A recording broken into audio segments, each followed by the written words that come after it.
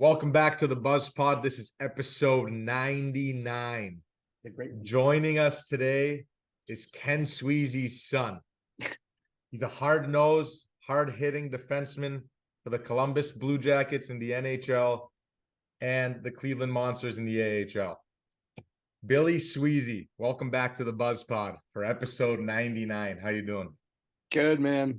Really good to be back. Glad to get the second one under our belts here. 99 too, the great one. Yeah, that's something special. That's something I'm not going to take lightly. I hope I can deliver for you guys here. I texted him, I need you for episode 99. He goes, that's the best text I've gotten all day. Best text I've gotten in a long time. Oh, yeah, in a long time, right? In a long time. Not just one day. No. But you've been having some really good days this year. I had some good days. Yeah, some tough days. It was a roller coaster every year, but yeah, some really good days in there. I'll start this off with a congratulations on reaching the ultimate goal as a hockey player playing in the National Hockey League. Just talk to us about your NHL debut. Just get us going with that because for those who don't know, I said in the intro, Ken Sweezey's son, because everyone should know who that is from the viral video of him just crushing beers while you're crushing faces. But just talk about the whole whirlwind of this season, but really get into your NHL debut, how it all came about. And we were texting. I actually got some funny stuff for you after you. Oh, great. I can't wait to see what I said. Yeah, run us through it though. Yeah, it was definitely a crazy year. So I actually got called up in November for the first time, which was obviously really exciting. And I was up there for about 2 weeks. I think I was going for the scratch record. I just got scratched for the whole 2 weeks and then got sent back down. So that was obviously a really good time for 2 weeks. And then it was really tough, emotionally, mentally, going back down. You never know if you're going to get the call back. So it was definitely a rough couple of days for me. I got about as close as you could to playing and didn't get a game. So that was tough. But then February rolled around and we were actually on the road for Cleveland. This is a great part of it. We were on a 1-day road trip, so I didn't pack anything. We were going out to Grand Rapids, play a game, come back, just wearing my tracksuit, get a call before the game. Hey, you're not playing tonight because you're going up. I was like, oh, that's awesome. Obviously ecstatic. Called my dad, let him know. Realized I only had my Cleveland Monsters tracksuit. So started to scramble and started texting guys in Columbus to see, because they played in Columbus that night. And then I met them in Minnesota. So I was texting guys to pack extra suits, extra pairs of shoes, belts, everything. And, I got to give props. Gavin Bayreuther brought me an extra suit. So I wore his suit, which was nice. Fit perfect too. It was just really it was meant to be. It was meant to be. Wow. So did you end up buying it off of him because it was your NHL debut suit, or you give it back? I gave it back because I'm a good guy, but I might have to make him an offer. Yeah, you should, dude. Come on. I might have to. That'd be a good one to have. I think it's got his name embroidered on the inside too, but I could rip that out. Yeah, dude. And I'm gonna let you continue your story right now, but I just want to squeeze this in. I texted Peaker, give me some Sweezey stuff. And one of the things he said was when you got called up, he never seen an AHL team so fired up for a guy. Yeah. So I'm surprised you got someone in the mix to get you a suit, Yeah, that was a cool part too. The first time I went up, our coach in Cleveland announced it in front of the team after our game. We just won in Laval, and everybody just went nuts and mobbed me, and we had a huge mosh pit basically in the locker room in Laval. Kind of like when the NCAA guy gets a scholarship, But yeah, literally those videos, the walk on getting the scholarship. So it was great. That was really emotional and really important and awesome out of my teammates. So I really appreciated that from them.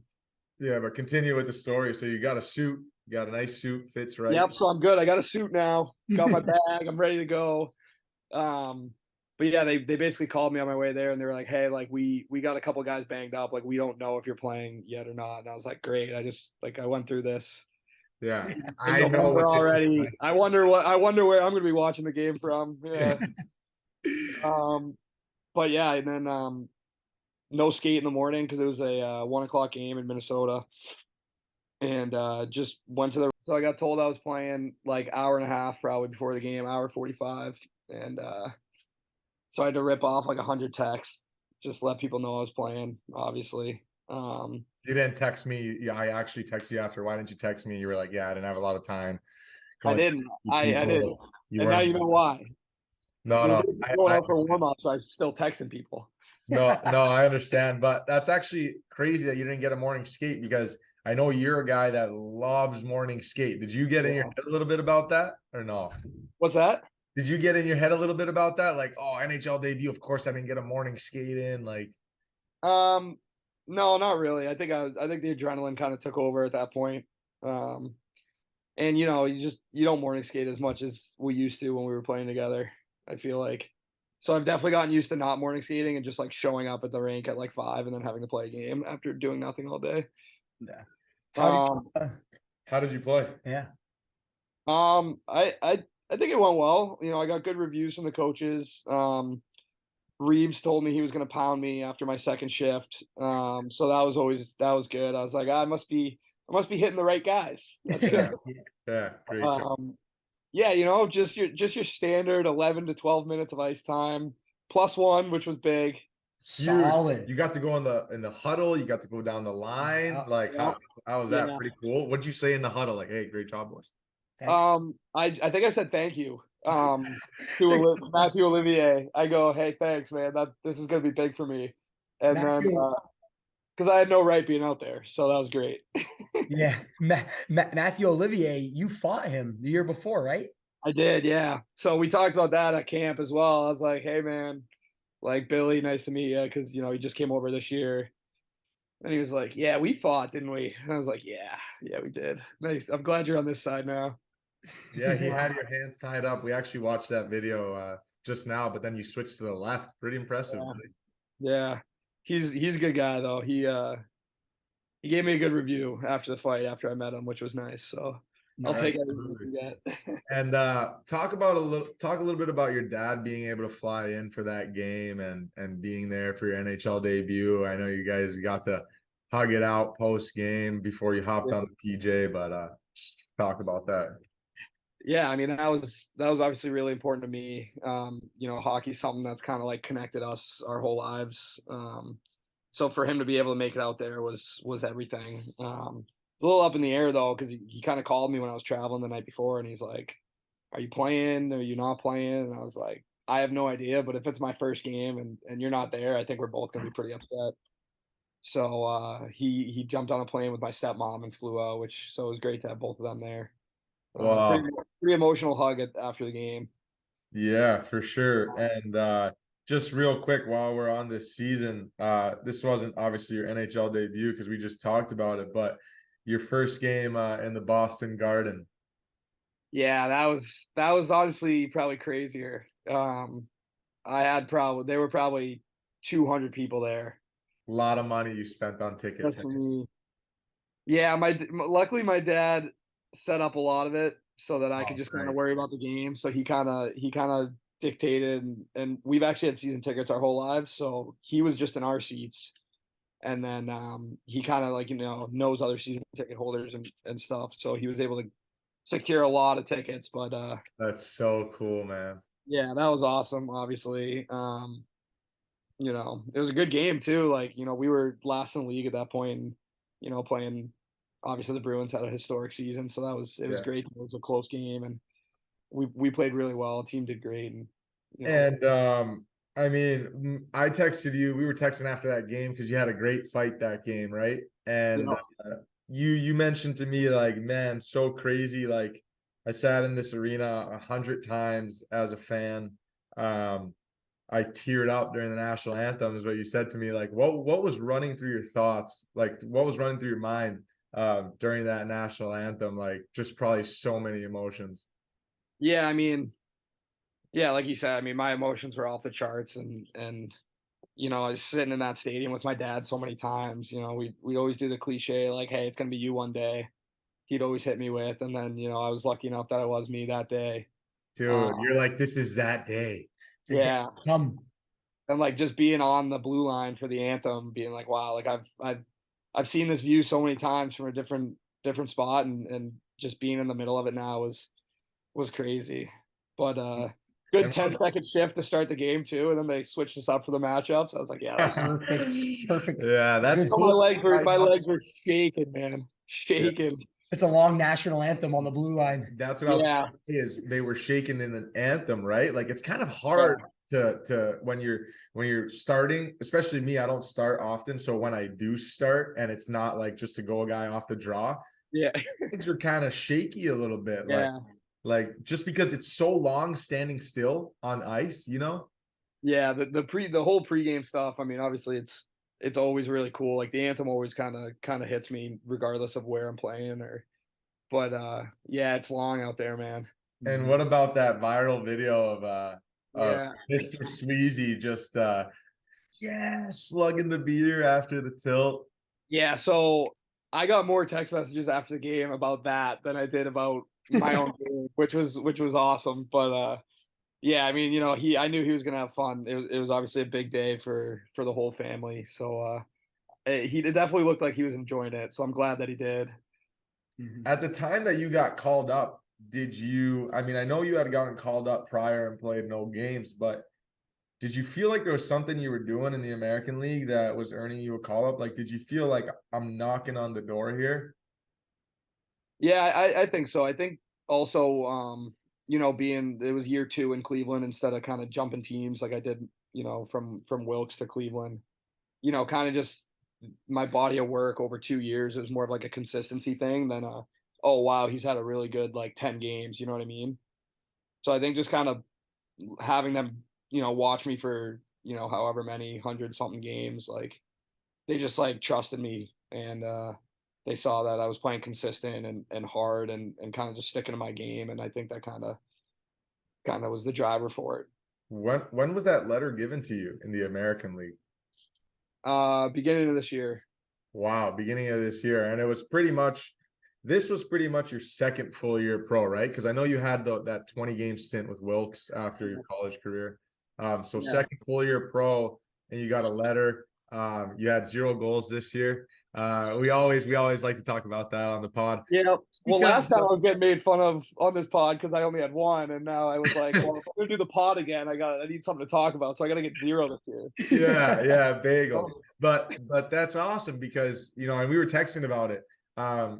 Kids nowadays, like they think you got to lead the league in points every year to play in the NHL. They think, there's only one way to make it. They kind of only look at the McDavids and those kind of guys that are the best of the best, and they try to make it that way. Whereas they'd have a much better possibility of making it if they realize the different roles in the game and how much each role matters. For example, like this season, you had 11 apples and no goals, like we mentioned, but you were a leader on your team. You're one of the hardest hitters in the league, and I'm sure you're eating pucks all day and night. But it's just like for kids to hear that you were called, wow, this guy was called up to the NHL with 0 goals. What is he doing, right? And Yeah. what is it for you that you're doing? I think it's a lot of what you just said. I mean, you played with me and Solo. We played against each other at plenty of different levels, but Oh, yeah. I just trying to just play hard, make the simple play. Like it's not. I've accepted it's not my role to go end to end ever, or I'm going to be sitting on the bench because I'm going to lose it 3 different times and then fall down. Yeah. But so like I mean, what you said, I pride myself on being a good penalty killer, shot blocker, defensively responsible, and there's always going to be a need for those guys in the game. Like right, you can't just have 4 lines and 60 of all offense. Like you're not going to win that way. You're going to be giving up too much. So it's interesting what you say about like kids kind of sometimes not realizing it. Like it seems like a lot of younger kids these days are kind of reluctant to switch their role as they get older. That from what I feel like I've seen. Right. But it's an important part of the game, and then like I said a little earlier, just having the team trust me now, and that's everything. Oh, Yeah, is there, absolutely. you talked about your consistency. Is there something you did with your training or something you did in the summer that kind of helped you out with your consistency over the course of the season? Yeah, I mean, a lot of my summer is, I mean, I just kind of try to work out like a dog so I can be as strong as possible. I mean, there's Or some big boys in these leagues now, man. I'm not just the bigger, fatter kid that I used to be than everybody else. So, but yeah, a lot of that. And then, in terms of on ice, just, once the season gets going. So in the summers, it's really just, for me, it's, when I'm out there, even if it's kind of like a BS skate, it's, am I putting every pass on the tape? Mhm. Or like, am I obviously beginning of the summer, you're a little rusty, you're throwing them behind guys. But, once you really get going, it's like, all right, let's work on this now. If I go, how many passes you're making in the skate, 50, 60, depending on how, you know what I mean? Like, am I hitting 45 of these on the tape? Like, that's pretty good. Or am I hitting, 35? That's, maybe not so good. No, you're right. That's a great way to look at it. Details. Yeah. The Yeah. details. Don't matter if it's July 25th or if it's game 54 in the season. No, I get that. And I texted you after the game, like we mentioned, like we've kept in touch. But it's funny because I have texts from after last season, and you were saying, yeah, I had a good exit meeting. I'm hoping to get some games next season. And then we were talking about how, after the game, you had a nice filet mignon and asparagus and mashed potatoes with a Stella. How you doing? But You don't get them on the bus, I'll tell you that. I went to Target. I went to Target. I got a filet at Target. It was actually much better than people are thinking right now. And I got asparagus and I got mashed potatoes and I had an NHL meal that night. I was like, this is what they're eating in the NHL. I'm gonna have it. I got inside source. But I'm pretty sure you ate rocks growing up, right? So like how hungry Yeah. did that make you to just stay in the NHL and get back to the NHL, going from hard rocks, chewing those things up, breaking your teeth, to just like a nice filet mignon? Yeah, so it used to just be rocks and then rainwater that we would have to collect outside off of leaves. So that was the meals in Hanson. But no, I mean yeah, like you said, I mean, once you get a taste of it, it's crazy. Like, I feel like sometimes you hear like, oh, this guy got a taste of it, like he's kind of all set now, or like you see people decline once they make it, and something clicked in me that I just want, because I got sent back down only I think the day after or 2 days after that Minnesota game. Back to Providence, I think you were going. I remember texting you. Yeah, it was. No, I don't think it was Providence. I don't think it was that glamorous. I think it was somewhere way worse. Oh, okay. Spring. My bad. um, but yeah, some just I just wanted to get back so bad, and we were kind of in a playoff hunt in Cleveland, so I knew that there was important work to be done down there as well. But on a personal level, it was just like, wow, I did it, and I can do it, and I wanted to be back more than anything. It just made me even hungrier, I think, which was awesome. Mhm. After your 9 games with the Jackets, did you notice or feel any differences between the American League and the National League, or how did that kind of feel for you? Yeah, I mean, I was, I think the first couple of games. So the first couple of games were crazy because it was obviously debut and Yeah. then back down, and then next time I came up, it was the Rangers at MSG, and then it was at TD Garden at home for me. So the first 3 games were like actually a dream. Like it didn't feel real, and I think adrenaline really pulled me through all of those, which was great. And then there was some sort of relief after the Boston game because I was like, okay, like if I stay up now, I can kind of just play hockey now and like see how I do. Like Yeah. not that it was wearing off on me that I was playing in the National League, because obviously I was still appreciative of that. But yeah, I mean, just in terms of the level, I mean, I think everyone says it, like it's that much faster. You just have less time to make a decision and make the right play, which I think goes back to like just trying to be simple with the puck for me. Kind of helped because I'd look up, I see a guy maybe in the American League, I'm like, oh, I got a little bit of time, maybe I'll see if there's a crazy cross ice sauce pass open. But I wasn't doing that with the Jackets, that's for sure. Keep the puck outside the dots. Hard Yeah, yellow. yeah, I think they had to change the glass in the neutral zone after I got sent back down because it was broken. So, So I reached out to Peaker like I mentioned earlier, and I'm wondering how you find fights, because other than your giant hits, or is that just it? Like, is it all usually from response to hits? Because he was telling me that when guys chirp you, you'll be like, yeah, I wouldn't put myself out there either, and like you just kind of keep it light and chirp yourself. And it's like, Yeah. if I'm chirping you and you do that to me, it's like, how do I fight this guy? Like, he's such a good guy. He's making me laugh right now, you know? Yeah. So I got a great story about the game at MSG that I'll get to in a sec. But yeah, I've never been a big chirper. I just like, especially since pro, I feel like if you're gonna try to chirp me, like just fight me. You know what I mean? Yeah. Um, and I like to keep it light out there. Like at the end of the day, we're playing a kid's game and we're getting paid for it. So like, why are we not having fun? You know what I mean? 100%. So I'm just like, I'm yelling at the bench. I'm like, guys will make the simplest breakout pass. They'll come back to the bench. I'm like, dude, that was probably the best pass I've ever seen in my life. But keep it light, like have some fun. You know what I mean? But yeah, so to Peaker's point there, this is my second NHL game. My second period. I'm bagged. They have us in the zone forever, and I got a rim from my partner right on the wall. I'm like, all right, I've taken rims before. I can handle this. Hits my backhand, just shoots right out into the slot, and our goalie, just jumped up on top of it. Whistle. I'm like, thank God, shift's over. Then Trocheck starts buzzing around me. And I'm like, here we go. And he goes, man, you got some of the worst hands I've ever seen in my life. And I looked him dead in the eyes. I go, man, I got the worst hands in the American League. Never mind this one. Started dying laughing, and I just skated to the bench. It was a TV timeout. He looked at me again and just put his head down. He was like, dude, that was awesome.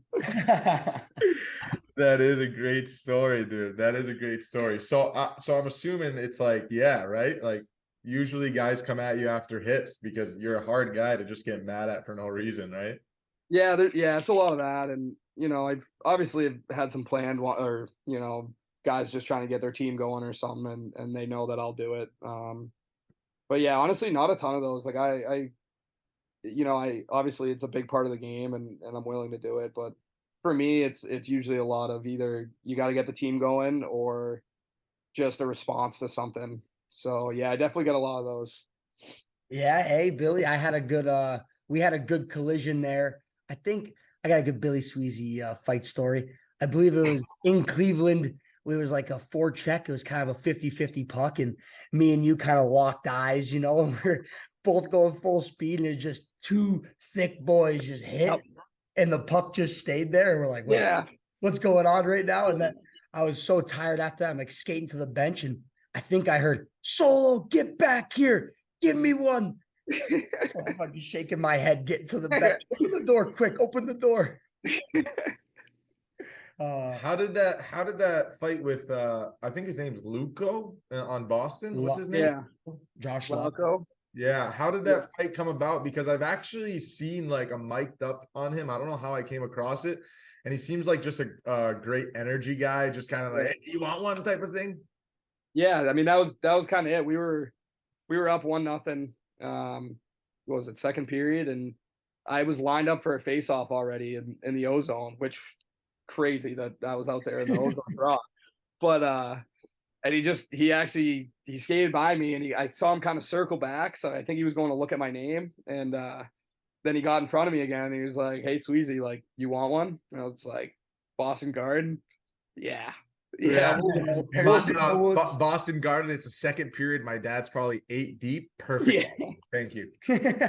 Like, yeah, I'll do it. I'll go. And it was perfect. Puck popped right out to me, and he was the winger coming to cover me anyways. So I just like, gentleman's chipped it in and then skated backwards. And I was like, all right, you ready? He's like, yeah, all right, let's go. And then kind of ended up happening at center ice, which was even better.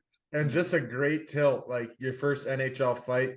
I remember we talked a little bit after your first game with the Revo thing, and Yeah. you were like, yeah, I think I kind of want to start a few weight classes down from that just to get me going.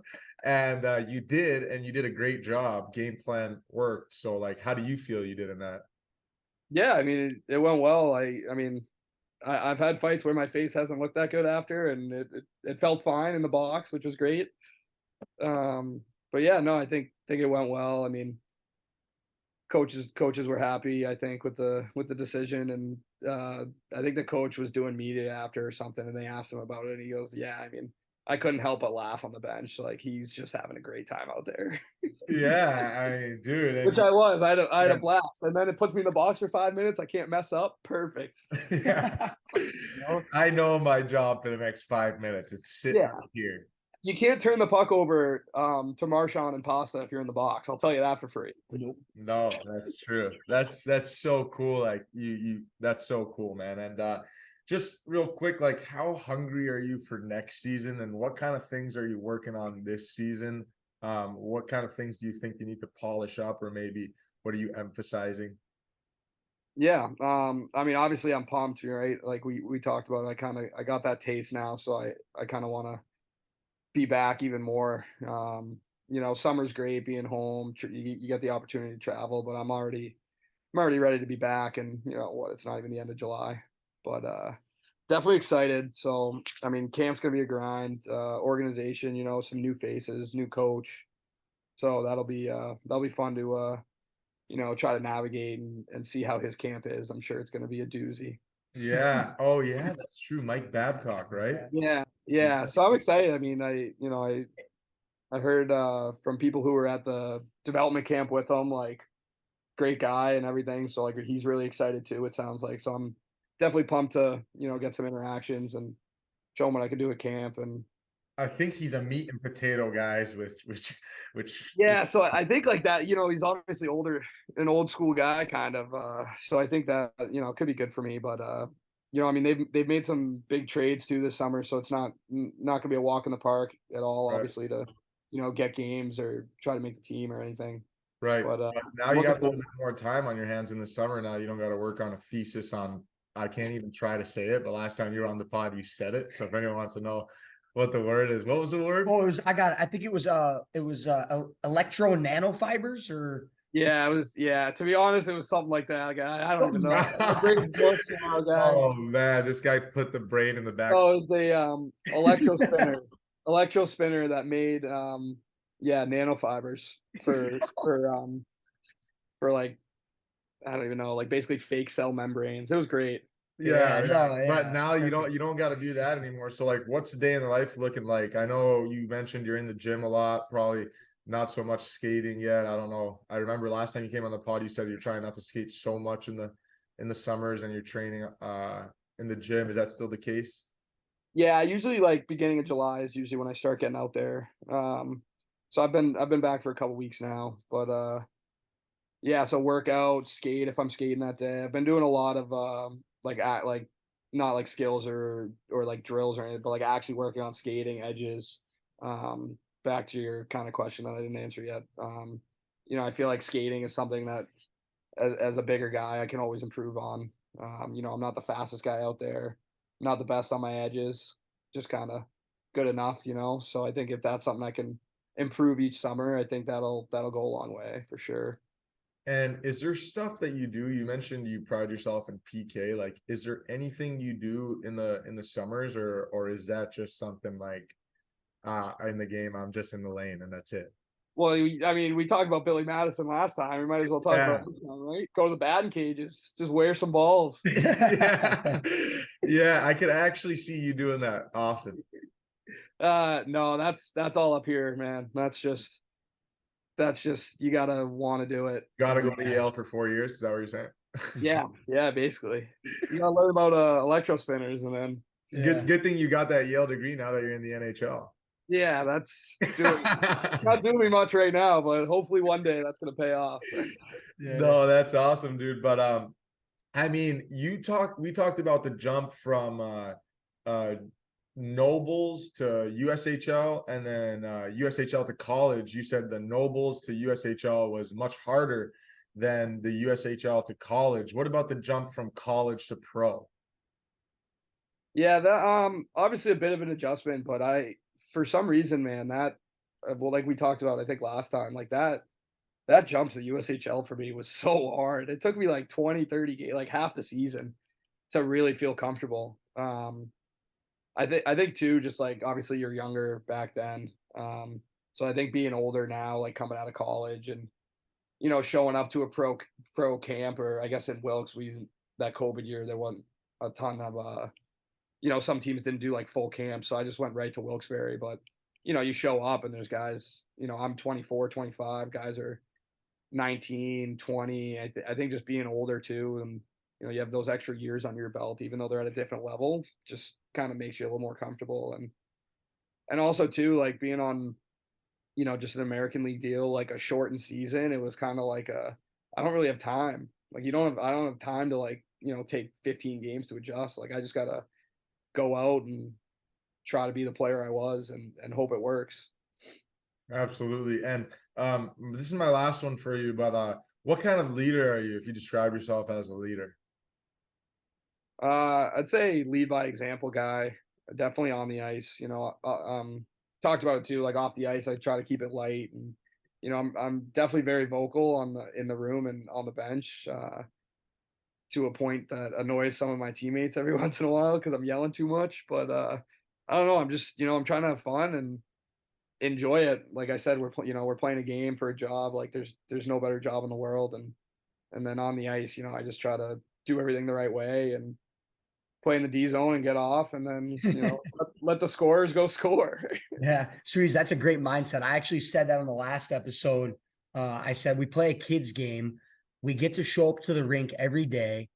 We get to get paid to do it. Yeah. Why wouldn't we be the happiest people in the world? Yeah. So, like keeping it light on the ice, like it only makes sense, man. Like you play your best hockey when you're having fun. And I just love that mindset because makes the years fly by. And I know it's July 25th, but I'm itching to get back too. Yeah. Yeah, I know. I think we all are. Yeah. We all are. All right, well, Sweezey, man, you got anything else? Yeah, I was gonna ask, are you a golfer with some of that free time in the summer? Do you golf? Yeah, I golf. Still terrible at it. I started during COVID, was like the first summer I really like played and like tried to get better and stuff.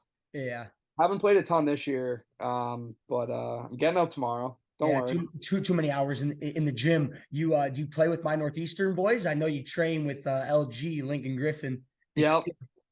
I haven't gotten out with him this summer yet, no. But we got Dunzo over there too. I've been trying to get him on the course. But he's talking a big game. Like he's saying he's shaved like 10 strokes off his game this summer. He must be eating more salad. That's the only way. It's got to be it. Well, his swing, he used to have the ball like 5 feet in front of his front foot. Like I haven't every club, he would like putt it like that. He was showing his videos. He's like, I don't understand like what's going on. I was like, dude, the ball is 30 feet in front of you. Because that's the only way he hits one-timers. So that's how he plays golf. The sweep shot that he's got. Yeah. What about actually last one, a kicker? Are you doing any fight training? I do a lot of boxing training. Nice. Just in our gym, just kind of hitting the mitts and working on not getting punched in the face, which is always a good strategy. Is that what gives you confidence to switch to your left? Like, because I'm a lefty, but not a lot of guys that are righties. It's almost like it's like your hand's not connected to your body. Like they don't even to do it. No, I do. So I'll do like, if we do like 10 rounds or something, I'll do 5 of them lefty, or a couple of like at least half lefty to work on it for sure. Yeah. And do you find just doing that has got you way more comfortable throwing lefts? Yeah. Oh yeah. I fought who is it? The Saunier guy who was in Belleville second half of the year or second part of the year, and I knew he was a lefty, and I just the whole fight I just went lefty. Yeah. I knew it. He's a smaller guy that fights, but he throws bombs. Really? Yeah, he could chuck them. So I was like, I'll have to get his real name because that's definitely not how you say it. No, it is Brendan Saunier. Oh yeah. I know exactly who you're talking about. He was in Lehigh. He was in the coast a little bit, right? Which Three Rivers or no? I don't know. Oh yeah, I know who you're talking about. Yeah, he's a good fighter. He's a good lefty. Yeah. Yeah, he throws bombs. So I was like, I always know when I'm playing him, obviously, and I'm like, if he comes up to me, I'm gonna have to go lefty because if I'm set up righty, I'm gonna get smoked. Yeah, and he starts lefty too. Yeah. Yeah. That's awesome, bro. That's so awesome. I love to hear that stuff because a lot of guys that fight, they don't really work on fighting. They're just like, it's only a couple a year. But yeah, if you're gonna do it, you might as well win. Yeah, you might as well at least stay safe. I mean, I had won my first year in Cleveland. I broke my orbital, broke my nose. I'm sure I sent you the pics or something or talked about it. Yeah. I mean, that guy's a legit mutant, but Which guy was it? Curtis Douglas. He was in Toronto. Yeah. 6'9". Yeah, I was like, probably not my best call, but that's you learn though, because Yep. I learned not to lose my grip ever again. Because I lost my grip against him and I got dummied. The worst part is you might lose it again. Because I've learned the same lesson 2 or 3 times, but you might not though. Hey, you went to Yale. You probably learned better than me. You learn quicker than me. You pick up on I've already told guys if I play him again, because he's out in Arizona now, like I'm gonna have to, because I have to just have a better showing. Yes.